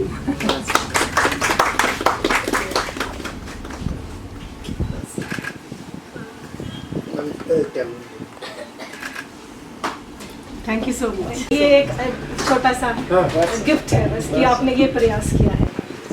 इतनी अच्छी तरह से एक जगह जब ये दुर्गा और काली देवी का जब तुमने ये माता की चौकी वाली चौकी का माहौल क्रिएट किया, और इसमें सच भी कितनी रही है। हाँ, वो उनके हिसाब से ही लेकर आई हूँ। अच्छा, तो सबसे पहले मैं आपका जो शीर्षक है मेधावी जी की मैंने मोस्टली सभी किताबें पढ़ी हैं, और कई किताबों की तो मैं फर्स्ट रीडर रही हूँ, और जितना भी मैंने उनको पढ़ा है, जाना है, तो बस मैंने ये जाना कि उनके अंदर इतनी अध्यात्म है, और कर्मों के जो उनके अंदर लिखे हैं उन्होंने कि कर्मों के बंधन है किसी किसी जन्म के। दूसरा कि वो चाहे कोई भी परिस्थिति हो लेकिन वो सकारात्मक रहती है, नकारात्मकता उनके पास तक फटकती है लेकिन वो चली जाती है क्योंकि उनके पास इतनी पॉजिटिविटी है। तो जब मैं ये किताब में उन्होंने मुझे भिजवाई और जब मैंने पढ़ी तो मैं उसके शीर्षक पर जाती हूँ कि जब हम बहुत छायावाद को पढ़ते हैं या बहुत कबीर वाणी पढ़ते हैं या बहुत पुराने सूरदास जी को पढ़े तो वहाँ हम कई बार कुछ उनकी वाणी में इस तरह के शब्दों का जिक्र भी आता है। तो ये जो उड़ना तुझे अकेला है,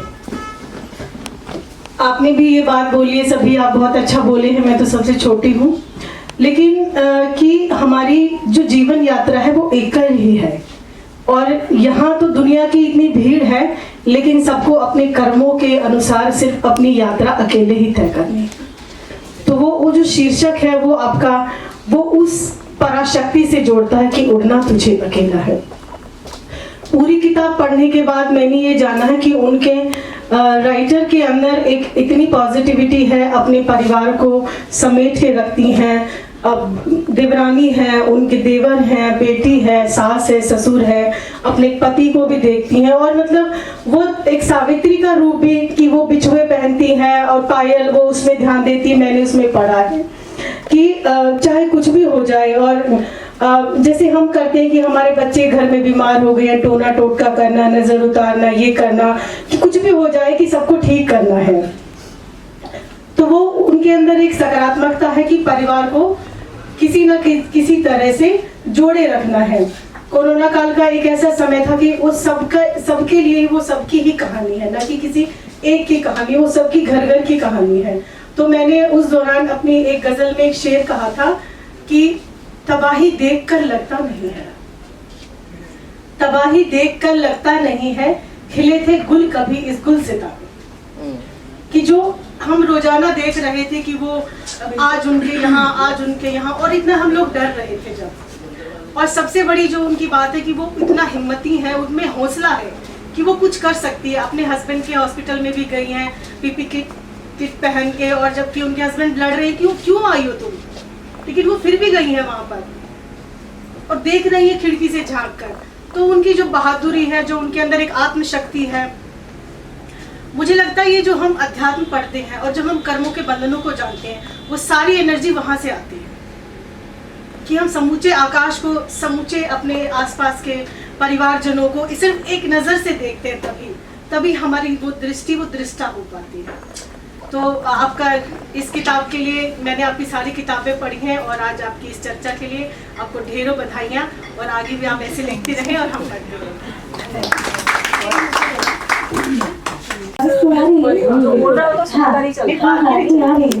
पता चला है।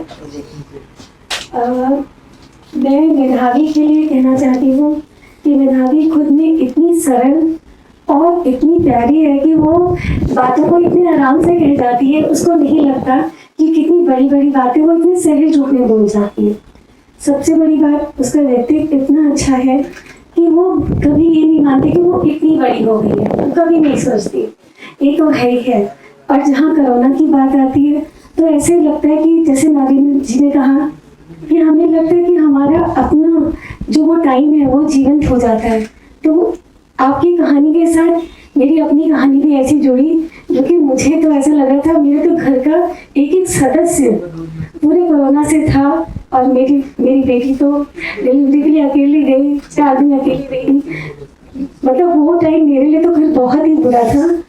वो सब तो हुआ ही। और सबसे बड़ी बात, मेधावी में आपकी किताब पढ़ रही थी, बाकी तो सबने सब कुछ कह दिया, कहने लायक कुछ नहीं है, लेकिन मैंने जो कोई चीज़ जो मेरे मन को बहुत छुई और जिससे कि पढ़ के ना मेरी आंखों में आंसू आ गए, और मैं उसको इतना मतलब मेरे टची हो गया वो, कि प्रतिदिन दोपहर को मम्मी अपने बेटे के कमरे में जाकर स्नेहपूर्वक बैठती हैं। वे दोनों कभी रोते हैं, कभी पापा जी को याद कर मुस्कुराते हैं। एक दिन मम्मी ने पापा जी की टीवी की पगड़ी बेटे के सिर पर रखी तो दोनों फफक कर रो पड़े। वह पीछे से आंसू भरी आंखों से उन दोनों को देखती, वह लम्हा पूर्णतः वह उन दोनों को ही देना चाहती थी। मतलब यह कि तुमने देखा भी कि ऐसा हो रहा है, तो अगर किसी के अंदर दर्द है ना, तो उसको बाहर निकालना बहुत ज़रूरी है। तो वो चाहे आंसू के रास्ते निकले या वो लेखनी के रास्ते निकले, वो बहुत ज़रूरी है। तो मैं ये कहूँगी, मेधावी बहुत अच्छी किताब लिखी, और हम सब यहाँ आए तो हमें बुलाया, उसके लिए बहुत बहुत धन्यवाद।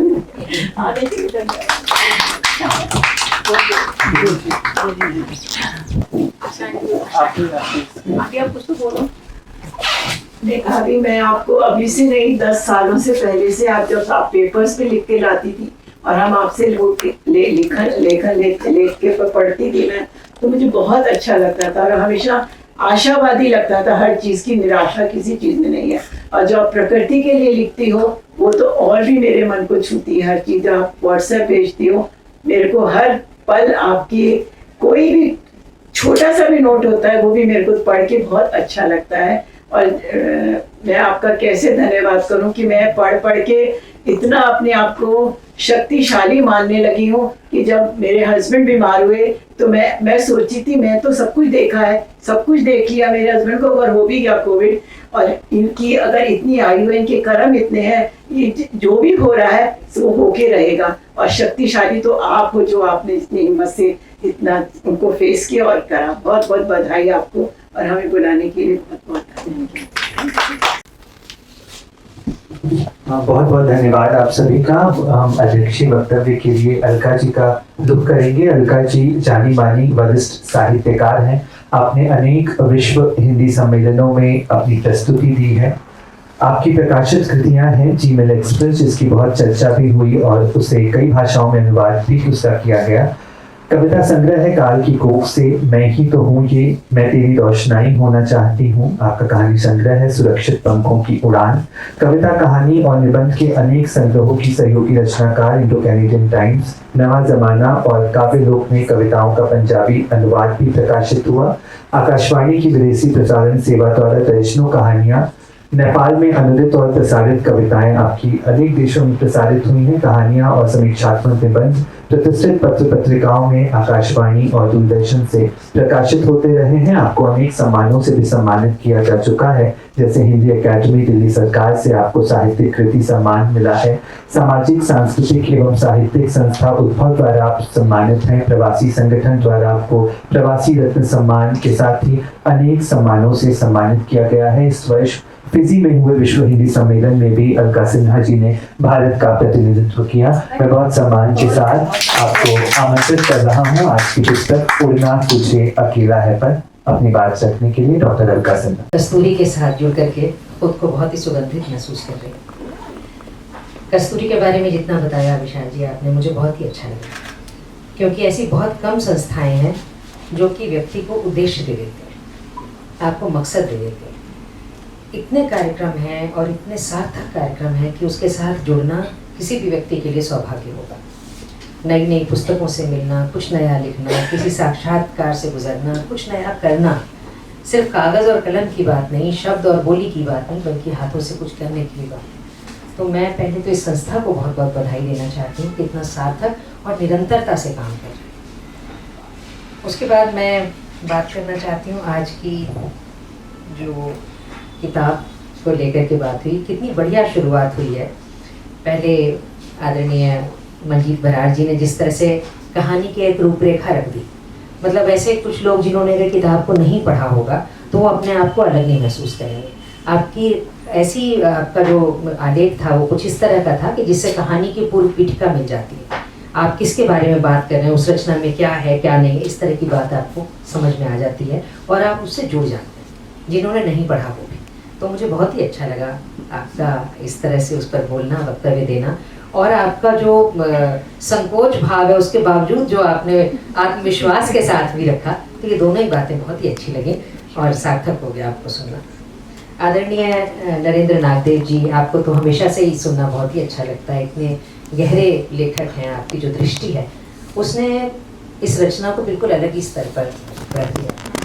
और जिस तरीके से आपने और कहानियों का जिक्र करते हुए और कई डायरियों का जिक्र करते हुए इसकी विधा को एक तरह से रेखांकित करने का जो प्रयास किया, क्योंकि ये बहुत ज़रूरी बात है कि जब आप लेखन करते हैं, लिखते समय आप किसी भी शैली में लिख रहे हो, क्योंकि उस वक्त एक तरीके का वेंट आउट होता है, आपको अपने मन को खाली करना होता है। जैसा भी इन्होंने खुद कहा मेधावी जी ने कि मैं उस वक्त अपने मन को नहीं खाली करती तो वो दुख आज तक मेरे साथ चलता। तो उस तरह से एक लेखन का जो काम होता है वो उस वक्त बहुत हद तक अपने आप को हल्का करना होता है। लेकिन लेखन कर लेने के बाद जब हम लोकार्पण करते हैं, लोक को अर्पित कर देते हैं, तो फिर आपकी उस रचना का दायित्व हो जाता है। फिर वो एक रचना बनने लगती है, फिर वो आपके लिए बहुत बड़ी चीज़ हो जाती है, क्योंकि वो पाठक के रूबरू होती है। और वो क्या चीज़ हो सकती है, वही बात आदरणीय नरेंद्र नागदेव जी ने बताई, और उसका जो बहुत ही वाइडर स्पेक्ट्रम है उसको हमारे बीच में रखा, तो जो बहुत ज़रूरी बात है। हम रचना को सिर्फ एक व्यक्ति तक सीमित होकर न देखें। इसी बात को रेखा जी ने भी कहा, मैं उनके लिए तो मुझे बड़ा मुश्किल होता है बोलना, वो मेरी गुरु है, और मुझे अचंभित कर दिया आपने, मुझे इतना अचंभित कर दिया कि आपके साथ मैंने आपके गाइडेंस में मैंने बिल्स ऑफ एक्सचेंज पढ़ा था, यहाँ एक्सचेंज ऑफ थॉट्स पढ़ रही हूँ मैं। तो मतलब इट इज सो अमेजिंग कि आपको मैं इस तरीके से चीज़ों के अंदर इतना जाते हुए, हमने जब आपको देखा था, मैं एक स्टूडेंट थी, आप एक टीचर थी, तो हमारे बीच में रिश्ता ही और तरह का था। तो इस तरीके से मैंने उस छवि को देखा ही नहीं हूँ, उस रेखा जैन को देखा ही नहीं जिसको मैं आज देख रही हूँ, और वो कितना गहरी है और कितने अलग तरह की। मुझे बात इतनी अच्छी लगी कि जब इन्होंने इसकी परिभाषा रखी अपनी नज़र से कि उड़ना तुझे अकेला है, उसके लिए नहीं है। मतलब जब मैंने किताब पढ़ी रखी हाथ में, तो जो मुझे स्वाभाविक प्रक्रिया के तौर पर आया, मुझे लगा कि ये उड़ना तुझे अकेला है किसको कहा है, तो मेरे मन में आया वो हंसा, मेरे भीतर का जो हंस है, तुझे अकेला ही उड़ना, तेरे साथ दुनिया नहीं जाएगी, इसलिए जब मोह को छोड़ दे और अकेला उड़ जा। तो मेरे मन में वो गीत याद आ रहा था कि मन रे तू काहे न धीर धरे, है ना, कोई न संग मरे, मन रे तू काहे न धीर धरे। तो मुझे वो गीत कहीं मन में गूंजता रहा जब मैंने इस किताब को देखा, पढ़ना नहीं शुरू किया था। और जब मैम ने कहा कि ये उसके लिए है, जो चला गया उसके लिए नहीं है, वो तो उड़ गया, जिसको उड़ना बाकी है उसके लिए, मुझे लगा ये तो बड़ी बात है। हमने जो देखा वो तो बिल्कुल जो सीधे दिख रहा है, आपने जो देखा वो बड़ी परोक्ष में चला गया और बहुत गहराई तक उतर गया कि जिसे उड़ना था, जो बचा हुआ है, उसे अकेला उड़ना है। तो वो सोचो कि अगर वो कल नहीं रहेगा तो मैं कैसे जीऊंगा, ये इसका क्वेश्चन डज नॉट अराइज। आपको रहना पड़ेगा, you have to compromise, you have to do whatever, लेकिन आपको रुकना नहीं है, आपको तो उड़ना है। तो ये जो other side of the picture आपने रखी बिल्कुल अलग ही अंदाज में, मुझे बहुत ही मतलब एकदम से एक नया नज़रिया आया। और इसीलिए ये चर्चाएं बहुत ही अच्छी होती हैं, बड़ी लाभप्रद होती हैं, आपको कई नई दृष्टियों से समृद्ध करती हैं। आपने सबने जो बात कही उससे ये पता लगा कि मेधावी आप कितने करीब हैं। और जो एक बात जो मैं रेखा जी के लिए ज़रूर कहना चाहूँगी कि उन्होंने एक बहुत ज़रूरी बात कही, जिसको शायद मैं भी कह देती, पर आपने उससे पहले कहा और बहुत ज़रूरी बात को कहा कि जब आप लेखन को पढ़ते हैं तो लेखक गौण हो जाता है। नागदेव जी हमारे बीच में बैठे हैं, इतने बड़े लेखक हैं, इतनी कहानियाँ, इतनी कथाएं उनकी लिखी हैं। जब वो लिख रहे होते हैं तो एक पात्र बन जाते हैं, और जब लिख चुकते हैं तो उससे बाहर निकल जाते हैं, तटस्थ हो जाते हैं, उसको निरस्त कर देते हैं, छोड़ देते हैं। अब आपकी कृतियाँ आप समझिए। तो इसी तरीके का भाव आपने भी अपना व्यक्त किया कि मैंने उसे लिखा और अब मैं उससे बाहर निकलना, और बाहर निकलने के लिए मैंने लिखा था। तो जिस तरीके से रेखा जी ने कहा कि मैं इसे मेधावी जानकर नहीं देख रही, मैं उसे परिवार की उस बहू के नाम से देख रही हूँ जिसके साथ ही घटनाएं घटी हैं, और इसलिए वो एक केंद्रीय पात्र हो जाता है, और फिर उसकी जो व्याख्या होती है बिल्कुल अलग तरह से होती है। तो ये बात मुझे बहुत ही अच्छी लगी। और आपकी तो बात मैंने की ही कि जिस तरह से आपने अपने आप को खाली करने के लिए, आपने कहा मैं अपने आप को खोज रही हूँ, स्व की तलाश में मैं लिखती हूँ। हर कोई खुद को ही खोजता है, और मजे की बात तो ये है कि अपने लिखे में भी खोजता है, आपके लिखे में भी खोजता है। तो वो जो बात है ना, तभी तो पाठक जुड़ जाता है किताब से, बिल्कुल तभी कनेक्ट। और देखिए क्या मजा होता है कि जो लिख रहा होता है वो तो बाहर निकल आता है, और जो पढ़ रहा होता है वो उसमें घुस जाता है, वो जुड़ जाता है। और उससे बाहर निकलने के लिए कितना टाइम लगता है? यही इसकी खूबसूरती है, और यही इसकी सफलता को चिन्हित करती है कि आपने उसको कितनी गहराई से।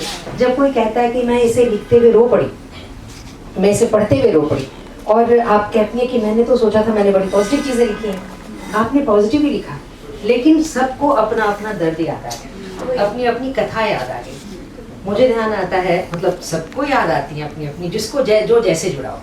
तो मुझे याद आता है कि जिस वक्त हमारे घर में कोरोना दाखिल हुआ, हमारे घर की भी वही स्थिति थी, हम घर में 3 प्राणी थे, तीनों कोरोना से ग्रस्त थे। और वैसे समय में मेरे ससुर साहब जो बिहार में रहते थे, वो बहुत बुरी तरह से बीमार थे। बुरी तरह से क्या, हमें पता था कि उनका जाने का समय, और वही जो हंसा वाली बात है ना, मुझे दिख रहा था कि एक हंस उड़ने वाला है, हम सब महसूस कर रहे थे। और वो बार बार फ़ोन करते, मनु बैठे मेरे सामने, बड़ा आहत होते थे वो, बार बार उनको फ़ोन करते थे कि बेटा तुम एक बार घर आ जाओ, मैं मिलना चाहता हूँ। हम कुछ कह ही नहीं सकते थे, स्थितियाँ इतनी दूर होती कि हम कुछ कह ही नहीं सकते थे उनको। हम अगर ये बता देते कि हम सब बीमार पड़े हुए, तो वो तो और 10 दिन पहले ही चले जाते, हम बता ही नहीं सकते थे। लेकिन एक रोज़ जब वो बहुत ज़्यादा टूटे हुए स्वर में उन्होंने कहा कि बेटा एक ही दिन के लिए आ जाओ, तो फिर मुझे आगे बढ़ के कहना पड़ा कि बाबूजी हम सब के सब कोरोना से पीड़ित हैं, और इस वक्त तो सही बताएं तो हॉस्पिटल तलाश रहे, कहीं जगह मिल जाए तो ऐसे। अब उन्होंने ये सुना, और आप देखिए मैं दंग रहती हूँ उस बात को याद करके। उन्होंने सुना और एक पल को तो चुप रहे, और दूसरी पल उन्होंने कहा तो क्या हो गया, बिल्कुल ठीक हो जाओगे, बिल्कुल ठीक हो जाओगे, चिंता करें। मतलब अभी तक वो अपनी दुख को बता रहे थे, और एकदम से उन्होंने कहा कि तुम लोग बिल्कुल ठीक हो जाओगे, बिल्कुल कुछ नहीं होगा, तुम लोगों को कोई छूकर भी नहीं जाएगा दुख, तुम लोग निकल जाओगे इससे बाहर। और उन्होंने उसी वक्त, हम उस पर मोबाइल सहारा था, मोबाइल से वीडियो कॉल पर बात हो रही थी, तो उन्होंने कहा कि मैं हनुमान चालीसा पढ़ता हूँ, तुम लोग भी मेरे साथ साथ पढ़ो, और अब से रोज़ रात को 8 बजे हम फ़ोन करेंगे और हनुमान चालीसा पढ़ेंगे। तो ये जो एक कनेक्टिविटी है ना, वो जो आपने बात कही, महामृत्युंजय का जाप या दुर्गा सप्तशती का पाठ, वो सब चीज़ें जीवंत हो जाती हैं और हर किसी की ज़िंदगी से जुड़ जाती हैं। 1-2 बातें जो मैं इसमें कहना चाहती हूँ, ये कृति जितनी मतलब दिल के करीब है और जितनी ईमानदार है, जितनी सुस्पष्ट है, इससे आगे बढ़ कर के मुझे लगता है कि इससे भी और गहरे उतर सकती है।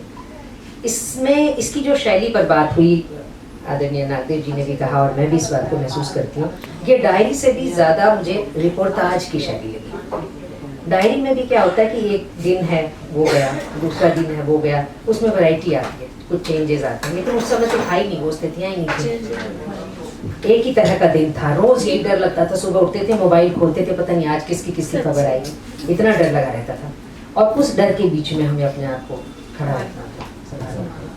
तो रिपोर्टाज की शैली के बदले अगर इसको हम उपन्यास में ही ले चलते, एक कथा तत्व डाल देते, तो ये और भी बड़ी कृति बन सकती है। हालांकि उसके लिए ज़रूर साहस चाहिए होता है, क्योंकि जो आप खुद, अब मैं तीसरा व्यक्ति होकर के देख रही हूँ और लिख रही हूँ तो शायद संभव होता, पर मैं ही व्यक्ति हूँ पहला, फर्स्ट पर्सन में मैं महसूस कर रही हूँ सब चीज़ को, घटनाएं मेरे साथ घटी हुई हैं, तो मुश्किल होता है। उसको रिपोर्टाज या डायरी में तो लिख सकते हैं, कथा तत्व लेकर के उसको चलना थोड़ा मुश्किल होता है, क्योंकि कथा में ना कितना काटना है, कितना छोड़ना है, कितना जोड़ना है, कितना छोड़ना है, इसकी आज़ादी होती है। रिपोर्टाज में ईमानदारी बड़ी बात होती है, ना आप उसको बढ़ाते हैं ना आप उसको घटाते हैं। जो है आपके मन में अहंकार का भाव आया तो आपने वो भी लिख दिया, क्योंकि रिपोर्टाज है। आप कथा तत्व में उसे लिख भी सकते हैं, छोड़ भी सकते हैं, आपकी अपनी स्वतंत्रता है उसमें। तो वो जो बात है, इसमें मुझे लगा कि अगर आपने जो यह और वह करके लिखा है, अगर आप नाम देते तो हम और ज़्यादा जुड़ जाते हैं, उस पात्र के रूप में अपने आप को देखते हैं। और हम यहाँ बात करते तो मुझे कहने के लिए होता, एक मिनट के लिए फर्ज करें कि मेधावी ने कहा, या मेधावी जब ये कर रही है तो मुझे लगता है वो मेधावी मैं हूँ, तो वो आपको उससे ज़्यादा और रिलेट कर देती है। तो ये मुझे मतलब ज़्यादा जी।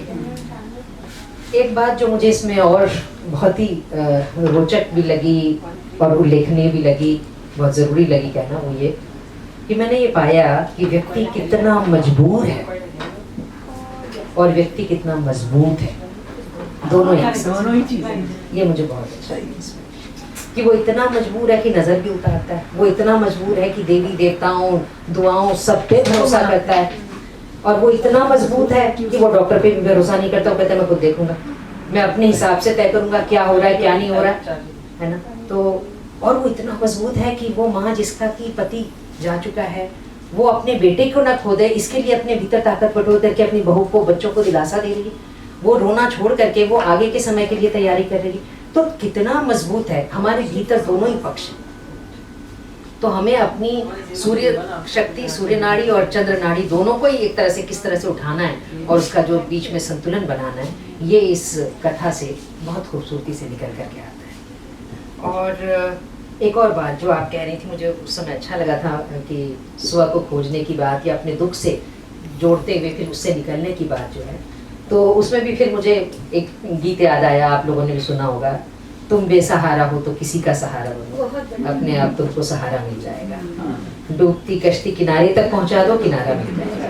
तो ये उपन्यास, ये रिपोर्टाज, ये डायरी, इसका जो भी विधा में नाम दे, ये उसी तरह का एक वक्त है जिसको कि मैं पढ़ते हुए एक बार अपनी पूरी कहानी में चली गई, जो हमने भी भोगा, हम सब गए अपनी अपनी कहानियों में, हम आंसुओं से भीगे क्योंकि हम अपनी अपनी कहानी में, कौन रोता है किसी की खातिर, सबको अपनी ही किसी बात पे रोना आया, तो सबको अपनी अपनी बात याद आई और रोना आया। और लेकिन रोना इसलिए आया कि जिंदगी जीत गई, आपका विश्वास जीत गया, आपकी आस्था टिकी नहीं, डिगी नहीं, टिकी रही। इसलिए तो वो जो आँख की जो नमी थी, वो दरअसल दुख की नहीं थी, वो आह्लाद की, वो संतोष की नमी थी। कभी आप इतना कंटेंटमेंट फील करते हैं ना कि आंखें भर आती हैं, तो ये उस तरह का भरना था जिसको मैंने महसूस किया। एक बार मैं देख लूँ, मैंने यहाँ बैठे बैठे कुछ पॉइंट्स बनाए, मुझे आदत ही नहीं है दरअसल पॉइंट्स बनाने की तो हाँ, एक चीज़ जो मुझे और लगी कि हम अनायास करते हैं, आपने अनायास किया है, लेकिन जाहिर है आप नहीं करते होंगे अनायास, या मैं भी अब सायास रखती हूँ उन चीज़ों को ध्यान में। शुरुआत में ऐसा होता है, आप कोई नई लेखक नहीं, आपकी कई किताबें आ गई हैं, धीरे धीरे आपके अंदर, जैसे आपने कहा ना, उन्हीं शब्दों को पहले भी पढ़ते थे मगर अब उसके अर्थ नए आभा के साथ दिखाई पड़ते हैं। तो उसी तरीके से जब आप लिख रहे होते हैं तो उसमें कई पक्ष जो होते हैं ना, आपको समझ के, क्योंकि आप इस कृति को दोबारा नहीं लिखेंगे। आपने कोरोना विषय को लेकर के अभी आपने अपनी कहानी लिखी थी, लेकिन अब जब लिख चुके हैं आप उसे एक बार कुछ समय रखने के बाद दोबारा आप थर्ड पर्सन बन के पढ़िए और फिर ये सोच करके पढ़िए कि आपने अपनी कहानी में कोरोना के ऊपर एक कृति लिखी है जो एक दस्तावेज बन करके रहेगी, जिसको आने वाला वक्त पढ़ेगा। उसमें कुछ छूट तो नहीं गया, क्योंकि दोबारा नहीं लिखा जाएगा। उसमें कुछ अनर्थ तो नहीं लिखा गया जो आगे जाकर के किसी को कोई गलत मैसेज दे जाएगा, उसे दोबारा पढ़ने की जरूरत होती है। अगर आप पढ़ती तो उसमें ये पाते कि जैसे मीडिया का जो रोल था वो थोड़ा और उभर के आ सकता था, समाज का जो रोल था वो बहुत कम आया। जैसे कि जब हम सब बीमार थे, मेरे घर पर एक अननोन नंबर से फोन आया और उसने बताया कि हमें पता लगा आपके घर में सभी बीमार हैं, हम आपके यहाँ खाना बना सकते हैं। ये कितनी बड़ी बात थी कि जहाँ कोई मतलब गार्ड रूम में छोड़ जाता था, ऊपर भी नहीं आता था, या मुझे जब दवाई नहीं मिल रही थी, हम तीनों बीमार थे, हमें दवाई नहीं मिल रही थी, उस वक्त हमारे सोसाइटी में किसी एक लेडी ने कहाँ से जोड़ करके रात को 11 बजे मुझे फ़ोन किया कि अलका जी दवाई आ गई है और मैं आपके घर दे रही हूँ। मैंने घर पर मत आइए आप प्लीज़, हम सब अफेक्टेड हैं, घर पर मत आइए, आप गार्ड रूम में छोड़ दीजिए। तो वो उसके पास पूरा किट होता है, वो आकर के दरवाजे पर रख देगा, आप मत आइए। इतना बहुत बड़ा हुआ कि आपने दवाई ढूंढ के निकाली 11 बजे रात को, लेकिन दवाई लेकर आई। तो ये सब छोटी छोटी चीज़ें, जहाँ हम सोशल डिस्टेंसिंग मेंटेन कर रहे थे, वहाँ मानसिक रूप से हम रूह के रूहानी तौर पर एक दूसरे से कितना जुड़े हुए थे जितना कभी भी नहीं जुड़े थे कभी नहीं। तो ये सब चीज़ें भी उस एक कृति में कहीं मतलब आ जाती तो बहुत ही अच्छा रहता। तो ये मुझे लगता है कि आप इन चीज़ों को थोड़ा सा ध्यान रखें। अगर आगे की रचनाएं हो तो इसे मान के चले कि इस एक विषय पर आप उस पर काम, जैसे मैंने अब पुरुष वैश्याओं पर काम किया, तो अब यही मान के चलती हूँ कि अब इस पर मैं दोबारा नहीं लिखूँ, कुछ छूट गया तो छूट गया। तो इसलिए बड़ा ज़रूरी है कि उसे समाज को सौंपने से पहले एक बार उसे देखने की कुछ छूट तो नहीं रहा। एक अलग विषय उठाया था, न्याय तो हो गया ना, कहीं कुछ ऐसा तो नहीं जो जुगुप्सा तृष्णा का भाव जगाता है। मैं जो चाहती थी क्या वो भाव आया, नहीं आया, तब आप उसको वो करें। तो यही मुझे लगता है कहना है। लेकिन आज की बहुत ही सार्थक गोष्ठी है और बहुत से पक्ष आए सामने, और आप सभी को सुनना मुझे समृद्ध करता है। मैं यहाँ आकर के बहुत ही लाभान्वित हुई। मैं कस्तूरी संस्था का बहुत बहुत आभार देती हूँ। बहुत बहुत आभार अलका जी, आपके वक्तव्य से इस पूरी जो सभा है वो पूर्ण हुई और बहुत सारे पक्ष पर आपने अपनी बात रखी और जो आपने सुझाव दिए हैं, मुझे उम्मीद है कि वो लेखिका का आगे का जो लेखन है उसको बहुत समृद्ध करेंगे। मैं पूरे कस्तूरी परिवार की ओर से आपका आभार व्यक्त करता हूँ और उम्मीद करता हूँ कि आपका सुझाव और सानिध्य हमेशा हमें मिलता रहेगा। बहुत बहुत आभार। आज के कार्यक्रम में वक्ता के रूप में नरेंद्र नागदेव जी और मंजीत बराय जी हमारे साथ थी। मैं एक बार फिर से आपका आभार व्यक्त करता हूँ। इस कार्यक्रम को सानिध्य मिला डॉक्टर रेखा जैन जी का, मैं बहुत आभारी हूँ। कार्यक्रम की अध्यक्षता कर रही डॉक्टर अलका सिन्हा जी के प्रति पुनः आभार और आज की पुस्तक की लेखिका डॉक्टर मेधावी जैन को पुनः बधाई और बहुत बहुत आभार इस श्रृंखला में अपनी पुस्तक को शामिल होने की अनुमति देने के लिए। किताबें बोलती हैं, 100 लेखक 100 रचना। मैं आप सभी श्रोताओं का, बुद्धिजीवी श्रोताओं का बहुत आभार व्यक्त करता हूँ। आपने बहुत महत्वपूर्ण वक्त दिया और इस सभा में शामिल हुए। मैं कस्तूरी की भी टीम का और कुंजुम की पूरी टीम का आभार व्यक्त करता हूँ, जिनकी ज़मीन पर हम ये इस तरह के जो प्रोजेक्ट हैं वो संभव कर पा रहे हैं। हमारे साथ कैमरे पे आकाश बोहरा और उनके साथी थे और तरुण प्रकाश जी थे। मैं बहुत बहुत आभार आप तीनों का व्यक्त करता हूँ और आप सबसे निवेदन करूँगा एक ग्रुप फोटो के लिए हमारे साथ सब लोग हो जाए, फिर हम चाय पर चलेंगे। बहुत बहुत आभार एक बार फिर से। नमस्ते।